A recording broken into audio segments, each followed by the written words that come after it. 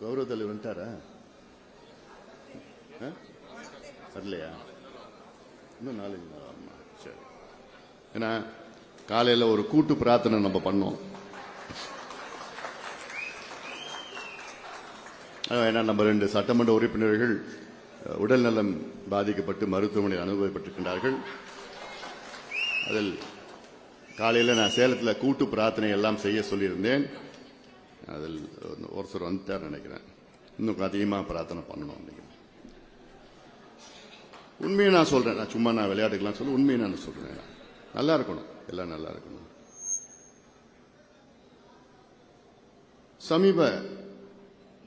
கடந்த ஒரு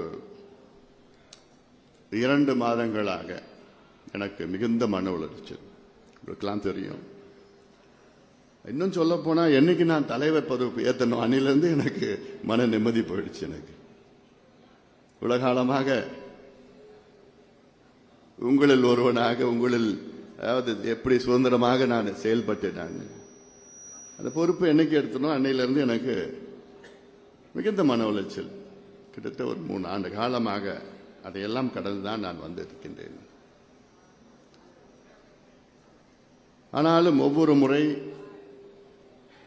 நம்முடைய மாவட்டங்களுக்கு சென்று நம் மக்களை சந்திக்கின்ற நேரத்தில், என் தம்பிகள், என் தங்கைகள், அண்ணன்மார்கள், தாய்மார்கள் சந்திக்கின்ற நேரத்திலே எனக்கு அவர்கள் கொடுக்கின்ற உற்சாகம் என்னை மேலும் மேலும் உறுதிப்படுத்தி இன்னும் அதிகமாக வேலை செய்ய வேண்டும் என்று எனக்கு ஊக்குவித்து எனக்கு இன்னும் நம்பிக்கையை கொடுத்து கொண்டிருக்கின்ற உங்களை போன்ற கோடான கோடி நம் சொந்தங்கள் இருக்கின்றார்கள். அதுதான் என்னை அடுத்த கட்டத்துக்கு நான் செல்ல வைத்திருக்கிறது. அதிலும் கடந்த 2 மாத காலம் பல சூழல்கள் உங்களுக்கெல்லாம் தெரியும், குழப்பமான சூழல்கள். ஆனாலும் நான் அமைதியான முறையிலே என்னுடைய பணிகளை தொடர்ந்து நான் செய்து வருகின்றேன். என் மீது எவ்வளோ குற்றச்சாட்டு, அதற்கு இதுவரை நான் ஒரு பதிலும் நான் சொல்லவில்லை.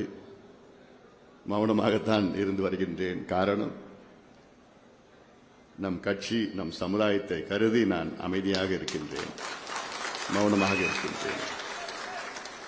அதுதான் எனக்கு முக்கியம். கட்சி, சமுதாயம் தான் எனக்கு முக்கியம். அந்த வகையில்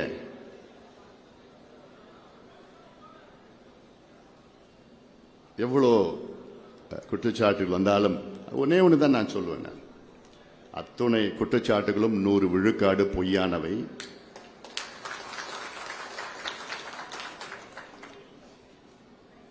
அது மட்டும்தான் இன்று உங்களுக்கு சொல்ல முடியும்.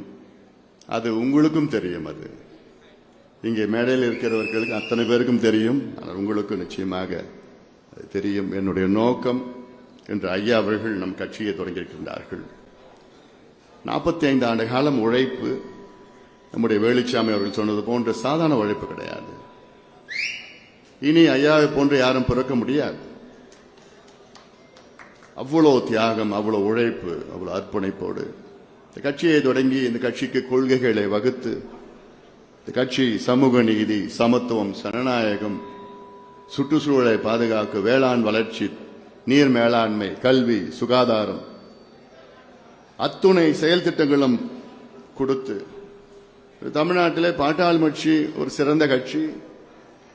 பாட்டாளி கட்சி தமிழ்நாட்டில் பல சாதனைகளை செய்து கொண்டிருக்கிறது. இந்தியாவிற்கே சாதனைகளை செய்து கொண்டிருக்கின்ற கட்சி இது. ஏதோ சிலர் இந்த பொதுக்குழுல வந்து இப்படிலாம் பேசுவோம், அப்படிலாம் பேசுவார். அதெல்லாம் இல்லை. மனசுல இருக்கு, நிறைய இருக்குது, பேசணும்னு இருக்குது.